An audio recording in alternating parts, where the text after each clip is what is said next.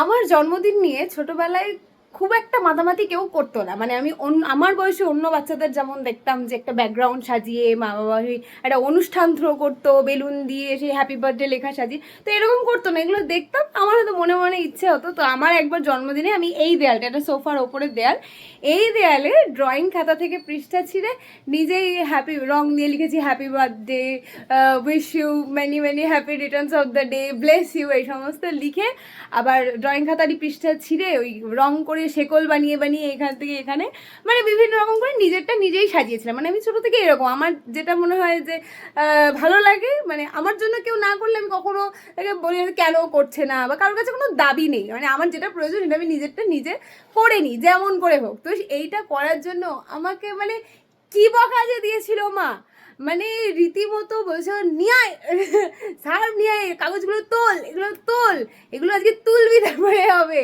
হ্যাঁ, তো সেইটা আমি খেটে খুঁটে করেছিলাম জন্মদিনে, তো তারপর বকাও খেয়েছিলাম। হ্যাঁ, এখন তাই ভাবি যে এই দেয়ালটা এবার আমি আবার রিডিজাইন করব।